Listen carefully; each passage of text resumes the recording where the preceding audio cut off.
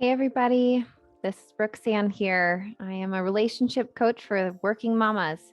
So today we're talking about you are doing enough and the questions that come up for all the mamas, always wondering, are we doing enough? Am I enough? And I want to kind of offer you two different ways to look at it. So we have what happens when we think I'm not enough, and what happens when we think I am enough. So let's talk about when we think I'm not enough or I'm not doing enough. Okay, we can think about all of the things that we're not doing, right? And what happens when we think those things? If I've taught you anything, our thoughts create our feelings. So when we think I'm not enough or I'm just not doing enough, what do we feel? We feel discouraged. We feel disappointed, weighed down. When I think of that feeling, when I'm thinking that, I feel this like weight on me, just like pulling me down, dragging me down, sitting on the couch, laying down. I feel this heaviness on me. And what happens when we're feeling all these things? We don't do. We're not. We don't go out and do the things we want to do. We're constantly thinking about more and more things that we're not doing enough of. I'm not a good enough wife. I'm not a good enough mother. I could do more in my job. I could work harder. I could clean my house more. I didn't do enough laundry.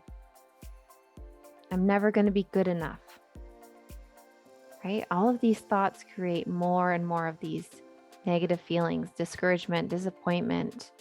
It can even cause depression. And I want to talk a little bit about shame.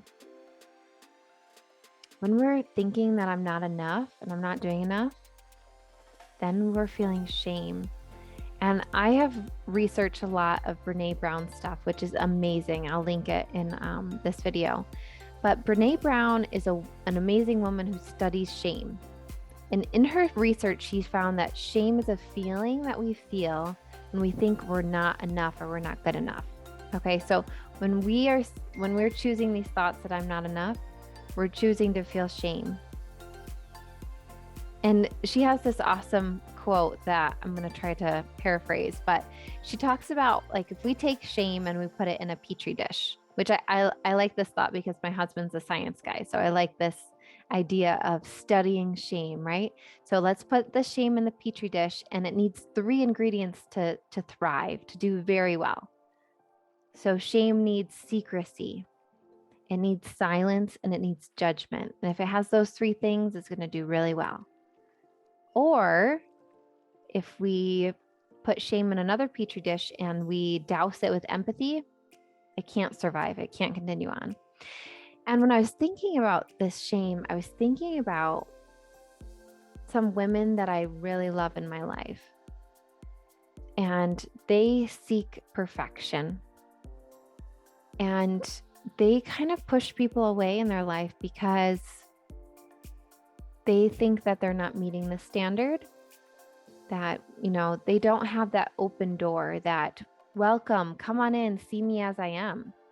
I find themselves hiding and pushing themselves away because they think that they're not enough, that their house isn't clean enough, that they aren't living the life that they should be living, that their life doesn't look the way they thought it would, or that their friend's life looks. Their house doesn't look the way that their friend's house looked, right? That they think that they're just not enough and they feel shame over it. And so then I find themselves kind of pulling back, pulling away, hiding themselves, not talking to people, becoming really withdrawn and having a lot of judgment about themselves. And so it's like a really nasty onion, right? Like we have these thoughts, I'm not enough. We're feeling discouraged. Then we're feeling shame. And then it just guilt, and it layers and layers and layers, all from one little innocent thought thinking we're not enough. So how do we know that we are enough? Think about this. What would that look like if you are enough? That's the interesting part about this is we can't even imagine it.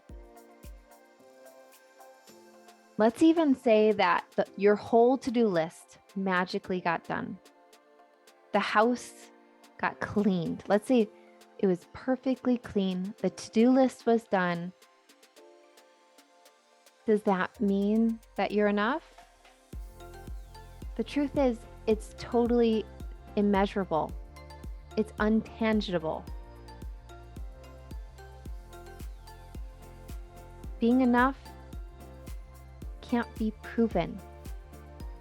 It's something that we've totally made up, whether we're good enough or not. We can't study it. We can't prove it in law. We create this expectation of what we think life would be like if we were enough.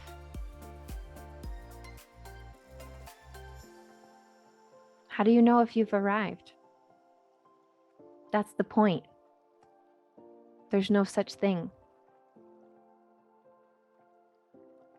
So let's think about what happens when we think I am enough or I'm doing enough.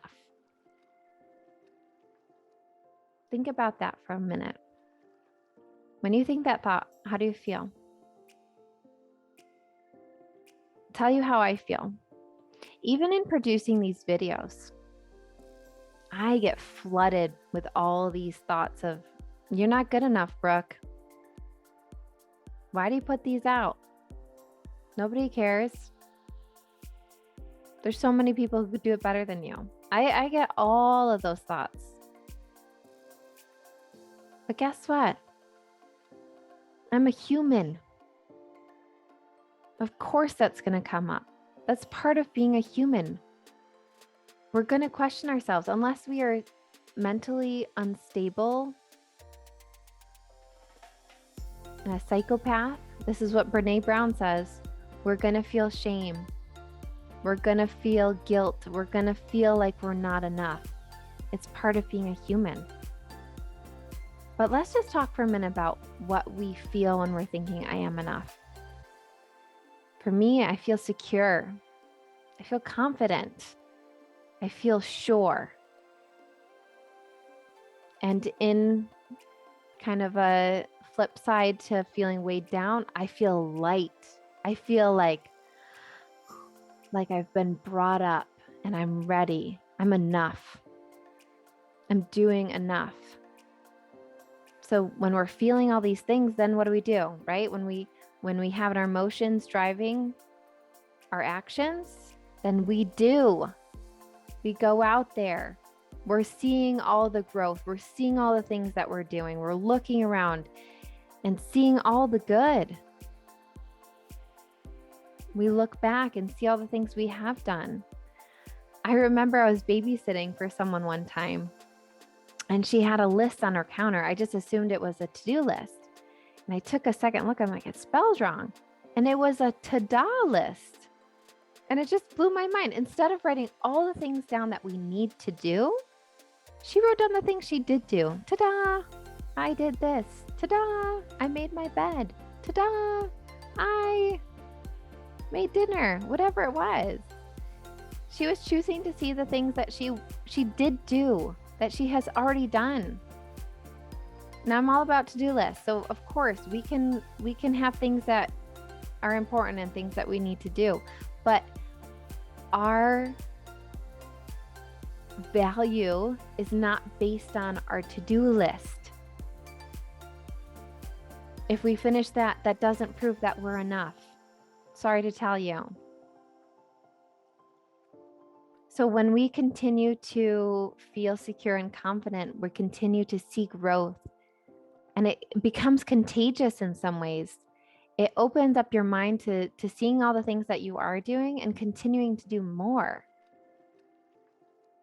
I find myself just excited a little bit, like, yeah, I'm doing plenty. Look at all the things I've done, and I just want to keep doing more and more and more. It's kind of like that positive praise that we give our children, right? When we're like, oh, you're doing such a great job with that. They're just so excited. They're like, oh, let me keep doing. I'm going to keep doing.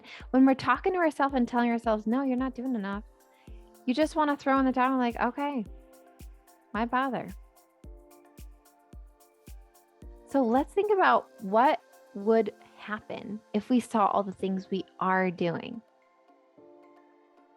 What if your friend came over and pointed out all the wonderful things that you were doing? So we get to decide that we are enough. It's up to us. And I want to end with this thought. We all wonder if we are good enough. And you know what the funny part about this is? We are and we aren't. This goes back to my 50-50 philosophy. Well, that really is ages old, right? Life's 50-50, yin yang. Half of it's good, half of it's bad. Half the times we're enough, half the time we're not. And you know what? Understanding that concept, knowing that life is 50-50, knowing that we question and we wonder,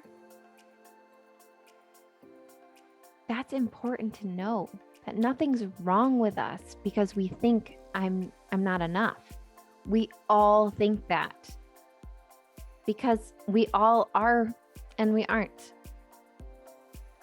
If we were enough, this made up term, and we've met that place, we've arrived at enough, then where would the growth come from?